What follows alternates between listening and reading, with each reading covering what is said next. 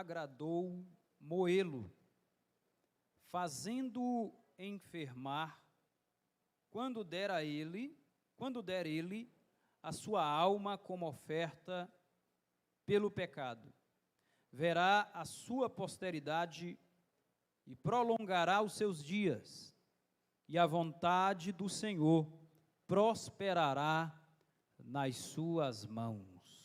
Quantos podem glorificar ao nome do Senhor Jesus? Olhe bem para cá, eu irei falar hoje sobre missões, um sacrifício que agrada a Deus. Missões, um sacrifício que agrada a Deus. Meus queridos irmãos, Deus parece estar frequentemente escandalizando a religião. A graça de Deus frequentemente é um escândalo para a religião. Uma certa vez eu acordei, como todos os dias, e me veio uma história na mente. É que a religião encontrou Deus em um lugar inesperado para ela. A religião encontrou Deus no lixão. A religião, assustada, perguntou a Deus: mas o que tu fazes no lixão? Deus estava lá, mexendo com o lixo. E a religião perguntou novamente: tu és o Criador de todas as coisas, tu és o soberano, tu és o Deus eterno, que fazes aqui nesse lixo? Deus respondeu: eu trabalho com o lixo. Que escândalo para a religião, que golpe frontal à religião. Mas a religião não entendeu e ficou questionando mais: como assim tu trabalhas com o lixo? Deus respondeu: sim, eu trabalho com o lixo. Eu mexo aqui no lixo e torno o lixo pérola de grande valor. Olha, meus queridos irmãos, todos nós que estamos aqui, estávamos no grande lixão do mundo. Mas um dia, as mãos graciosas de Deus nos alcançaram lá. E nós que éramos lixo, nos tornamos preciosidade nas mãos do nosso Senhor. Portanto, a Ele toda a honra, glória e louvor, porque essa tarefa a religião nunca conseguirá fazer. E Deus o faz por sua graça e misericórdia.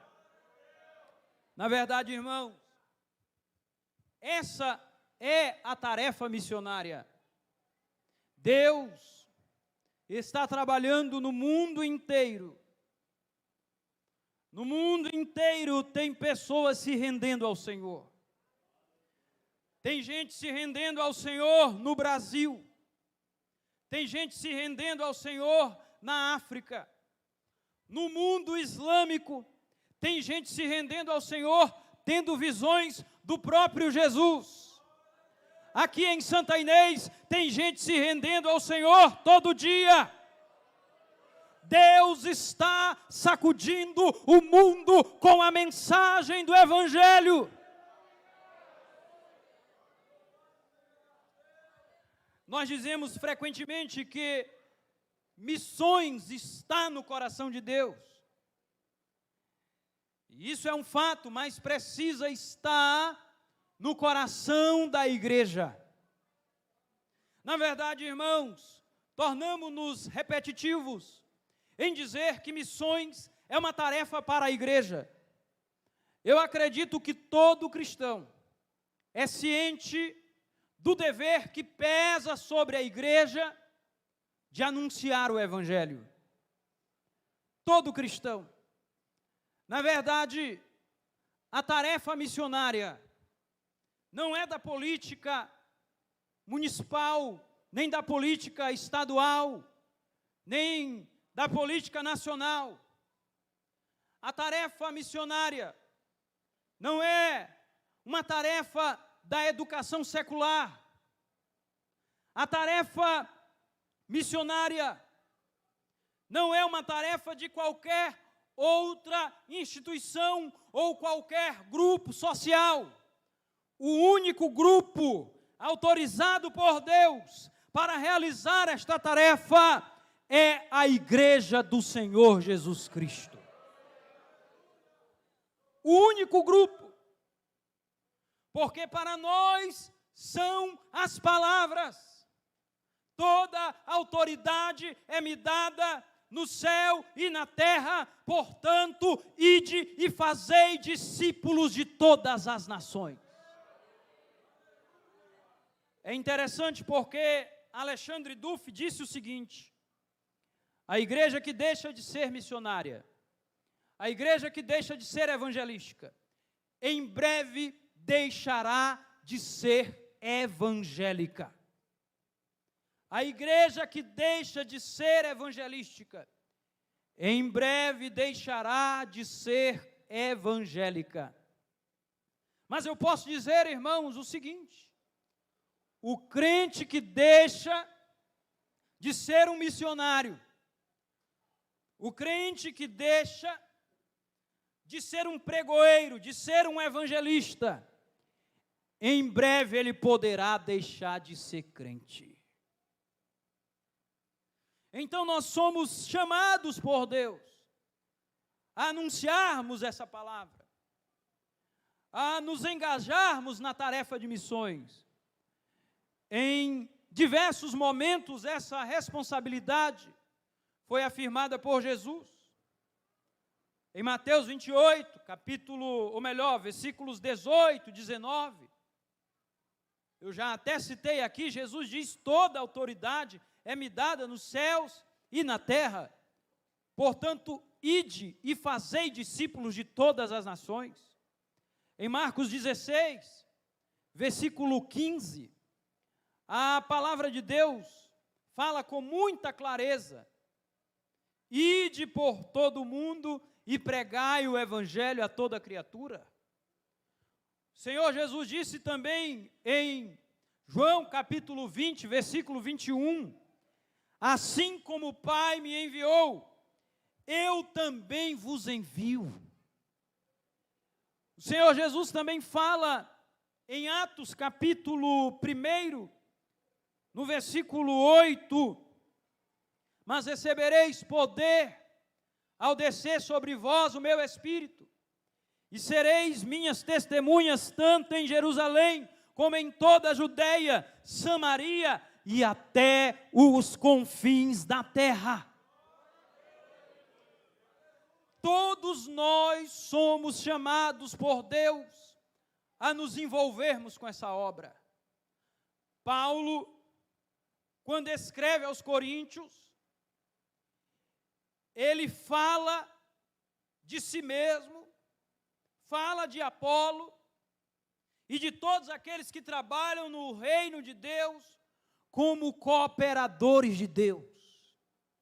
Agora veja, irmãos, que privilégio sermos cooperadores de Deus. Deus está realizando uma grande obra e Deus conta contigo. Deus conta contigo. Agora, irmão, diga para o irmão que está do seu lado. Eu não gosto muito desse negócio, mas diga para ele que está do seu lado aí. Diz assim: Deus contou até com um jumentinho.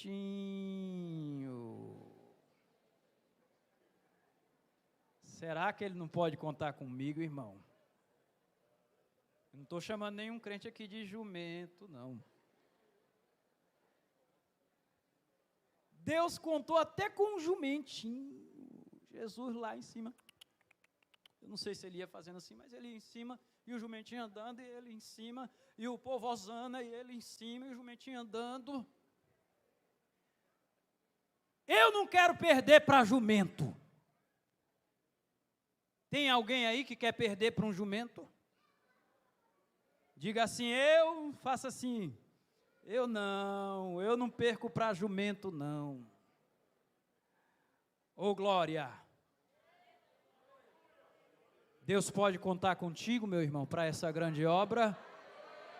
Quem quer participar? Quem quer participar? Quem quer ser usado por Deus no grande movimento missionário que está acontecendo no mundo? Quem aqui quer se entregar nas mãos dele e dizer, eis-me aqui, Senhor, envia-me a mim? Oh, glória! Agora, irmãos, eu vou dizer uma coisa aqui. Missões não é uma obra que se faz de maneira confortável. Eu não estou dizendo que o missionário é aquele que tem que sofrer de todo jeito. Não estou dizendo isso. Alguém vê o missionário no shopping. Meu Deus, o missionário no shopping. Quer dizer que o missionário não pode sair com a família dele? Meu Deus, o missionário na praia. Quer dizer que ele não pode sair com a família dele para um momento de entretenimento? Mas esses, a maioria desses, ele até lá no shopping ou na praia, mas na hora que ele tem uma oportunidade, ele fala de Jesus. Eu não estou falando, irmãos, de nós não darmos as condições ideais para o missionário trabalhar. O que eu estou falando é que a obra de Deus não é uma tarefa confortável. O próprio Senhor Jesus disse, é necessário arrombar a porta, amarrar o valente e saquear-lhe os bens. Ninguém faz a obra missionária chegando assim, ô seu diabo, me dá licença porque eu quero pregar nesse bairro aqui, e se alguém aceitar Jesus, eu quero colocar minha mãozinha sobre ele e orar por ele. A Bíblia diz que a gente tem que chegar arrombando a porta. Ainda bem que o sapato está firme. Tem que arrombar a porta, enfrentar o diabo, amarrar o valente e trazer as almas para os pés de Jesus. Irmãos, isso é sacrifício, irmão. Isso é sacrifício, e é sacrifício que muita gente não quer fazer hoje. Porque saiu uma certa pesquisa que diz que os crentes, de maneira geral, os cristãos, gastam mais com Coca-Cola do que com investimento missionário. Então, isso é muito sério. E eu espero que não tenha nenhum aqui essa noite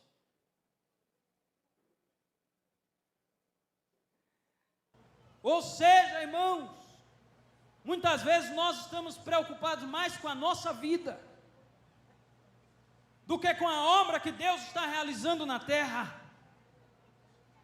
A pandemia surge lá na China, mas a gente só ora no dia que ela está na casa do nosso vizinho.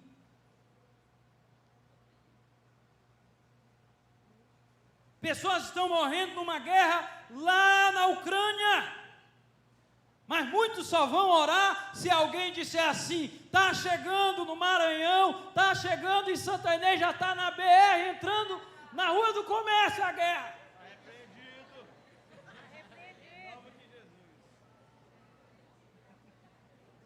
E que não aconteça isso em nome de Jesus. Então, irmãos, a pergunta é, nós queremos nos envolver com esta tarefa? O sacrifício por missões é um sacrifício para tornar Deus conhecido. O grande propósito de Deus na história da redenção é tornar-se conhecido dos homens, é tornar-se conhecido das nações. E nós somos chamados por Deus para torná-lo conhecido. Mas infelizmente tem muita gente hoje que só quer tornar a si mesmo conhecido. Está preocupado apenas com a glória pessoal.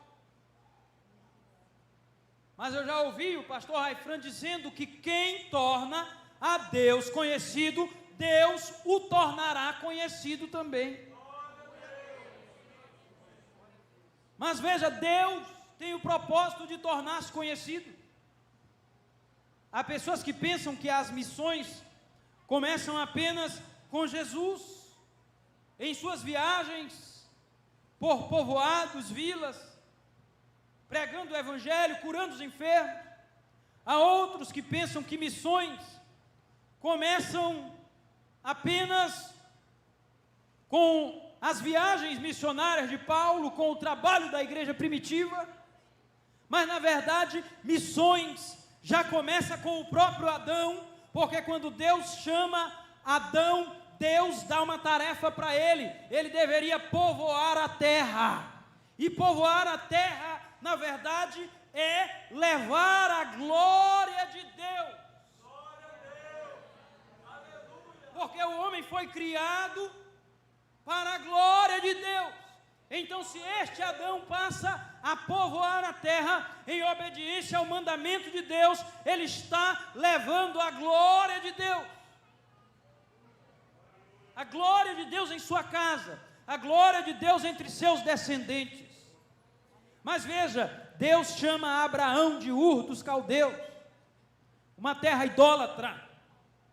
E Deus diz algo para Abraão: Abraão, em ti serão benditas todas as famílias da terra. Veja o plano de Deus em ser conhecido de todas as famílias da terra. Por onde Abraão passasse, o nome de Deus seria conhecido. Por onde Abraão passasse, o nome de Deus seria glorificado. Eu acho interessante as palavras de Raabe. Raabe diz para os espias da seguinte maneira: toda a terra sabe que o vosso Deus é Deus. Ela está dizendo para os espias, eles estavam lá vendo a terra. Aí Raabe diz para eles: olha, toda a terra sabe que o vosso Deus é Deus. Onde quer que vocês tenham passados, os vossos inimigos não resistem diante de vós, porque o vosso Deus é Deus. O êxodo, irmãos, é um grande movimento missionário. O êxodo é um movimento missionário, porque quando o povo sai, onde eles vão passando, sinais da parte de Deus vão acontecendo. Abre-se um Jordão, as nações ficam atemorizadas, sabem que o Deus de Israel é o Deus Todo-Poderoso, Deus fazendo-se conhecido. Também Deus chama Jonas para pregar em Nínive, e tem toda aquela história que ele vai parar no ventre de um peixe com a boca desse tamanho. Dali ele clama a Deus, ele prega em Nínive, é Deus tornando-se conhecido entre as nações. Agora eu quero perguntar aqui esta noite: quem quer tornar Deus conhecido? Quem quer tornar Deus conhecido? Jesus fala em Mateus no capítulo 5, irmãos. Ele diz com muita clareza, ele fala assim: brilhe também a vossa luz diante dos homens, para que vejam as vossas boas obras e glorifiquem a vosso Pai que está no céu. Toda vez que alguém te vê, alguém glorifica a Deus. Lá na escola alguém te encontra, alguém glorifica a Deus de alguma forma. Lá no bairro que tu moras, alguém pode te olhar e pode glorificar a Deus. Lá vai aquele crente, aquele ali é crente, aquele ali é servo de Deus. Se um dia for para eu ser crente, tem que ser que nem aquele ali. Lá vai ele, está indo para a igreja, é o caminho dele. Alguém glorifica a Deus. A vida de um crente que tem Deus torna Deus conhecido. Sabe por quê, irmãos? O Evangelho é uma notícia tão poderosa que ele não cabe apenas em um coração, ele tem que ser compartilhado de coração para coração. De coração para coração. Mas veja que interessante, é que Deus já fez o maior sacrifício, o sacrifício do seu Filho. João 3,16 diz, porque Deus amou o mundo de tal maneira, que deu seu Filho unigênito, para que todo aquele que nele crê, não pereça, mas tenha a vida eterna. Então, Deus já fez o maior sacrifício, o sacrifício de seu Filho. Também em Romanos capítulo 8, versículo 32 diz, aquele que não poupou o seu próprio Filho, antes por todos nós o entregou. O próprio Deus entregou o seu Filho. O maior de todos os sacrifícios já foi realizado. Qual será o teu sacrifício em prol da obra missionária? O próprio Cristo sacrificou-se a si mesmo.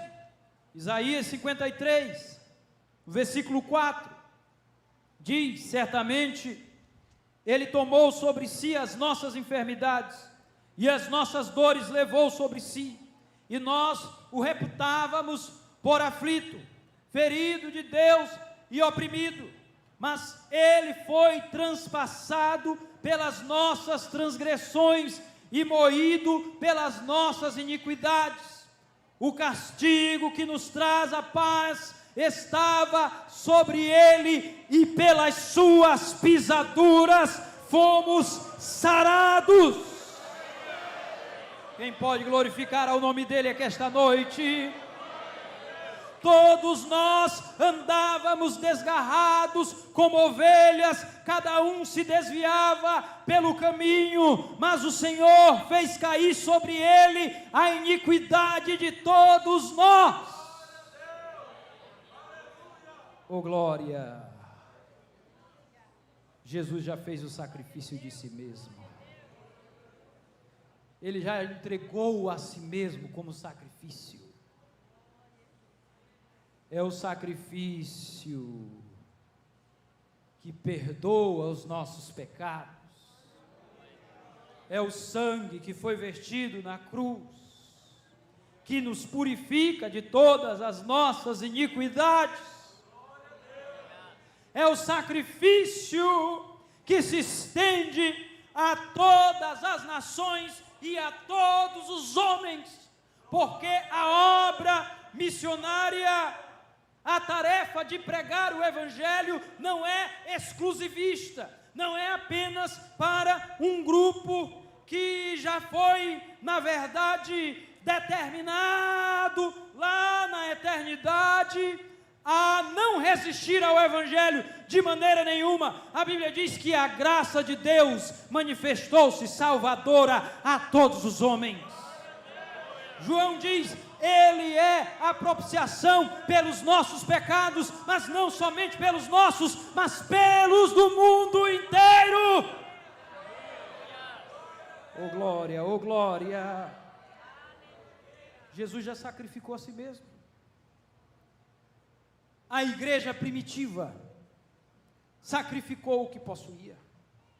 Em Atos capítulo 2, dos versículos 45 ao 47, eu não vou citar aqui na íntegra, mas nós vemos que os crentes, os crentes pegavam as suas propriedades e faziam o quê? Depositavam nos pés dos apóstolos. Não era um sistema econômico estabelecido por um governo para obrigar as pessoas, para determinar quantos pães a pessoa tem que comprar e quantos cômodos ela tem que ter na casa, porque tudo é do Estado. Não era esse tipo de sistema. Era uma ação voluntária dos crentes. Eles pegavam as suas propriedades e depositavam aos pés dos apóstolos. A igreja sacrificou. A igreja primitiva. Os discípulos, os apóstolos, também sacrificaram. Os apóstolos percorreram o caminho dos profetas. E qual é o caminho dos profetas? É o caminho de sangue. É o caminho da rejeição, porque, de fato, o evangelho é ofensivo a uma cultura caída, depravada, que não teme a Deus. Já em Gênesis, no capítulo 1, a Bíblia já mostra, já parte do princípio de que Deus criou todas as coisas. Então já é uma ofensa àqueles que não creem dessa forma. Os apóstolos foram ofensivos a um mundo que não temia a Deus. Na verdade, irmãos, o mundo é ofensivo à igreja. E no dia que a igreja começar a andar de mãos dadas com o mundo, ela deixará de ser igreja. A igreja anda na contramão do mundo. Mas os apóstolos realizaram o sacrifício de si mesmos. Veja, Mateus foi morto à espada. Marcos foi arrastado pelas ruas de Alexandria até expirar, até morrer. Lucas foi enforcado em uma oliveira na Grécia. Mártires, sacrifício. João, a gente diz, João foi bom demais para ele, porque ele morreu de velhice, como todo mundo quer morrer, morreu de morte natural. Pois é, mas quem é que quer ser jogado num caldeirão de óleo fervendo, de óleo quente? Sacrifício. Ele foi lançado. Tiago, maior, foi degolado em Jerusalém. Tiago, o menor, foi jogado de um pináculo de cima para baixo. Bartolomeu foi esfolado por ordem de um rei. André foi crucificado. Paulo foi decapitado em Roma. Filipe foi enforcado de encontro a um pilar em Hierópolis. Todos esses homens sacrificaram-se para que a mensagem do Evangelho chegasse até nós. E a pergunta para nós: o que iremos sacrificar? A igreja atual é chamada por Deus a sacrificar-se em favor dessa obra. Conta-se a história de um missionário. Ontem foi contada aqui, mas eu vou contar de novo. Ele estava em Cuba. Fidel Castro estava matando diversos pastores. Encontraram esse missionário, levaram-no para o paredão, ele, sua esposa e seus filhos. E alguém olha para o missionário e diz: nega a Jesucristo ou la muerte. nega Jesus Cristo à morte, ele diz: não negarei. Novamente, as armas estão apontadas agora para as suas filhas. Nega a Jesucristo ou la muerte de uma de tus hijas. E ele responde: não negarei o meu Cristo. Mas a ameaça é terrível. E de repente aquele missionário começa a tremer porque suas filhas iriam morrer. Mas começa a dizer: eu vou negar, eu vou negar. Mas a esposa dizia: não nega. Então ali eles começam a cantar: estou seguindo a Jesus Cristo, deste caminho eu não desisto. Estou seguindo a Jesus Cristo, atrás não volto, não volto não. E as armas apontadas seriam metralhados, mas continuavam. Quem conhece? Estou seguindo a Jesus Cristo. Fique de pé em nome de Jesus. Este caminho eu não desisto. Estou seguindo a Jesus Cristo, atrás não volto, não volto não. Oh, glória a Deus. Feche seus olhos em nome de Jesus.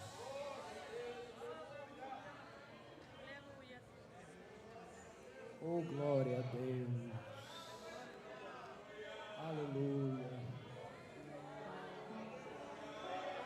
A pergunta de Deus para nós é que esta noite, no encerramento desta semana missionária, o que nós iremos sacrificar? O que você irá sacrificar? A pergunta aos jovens aqui esta noite,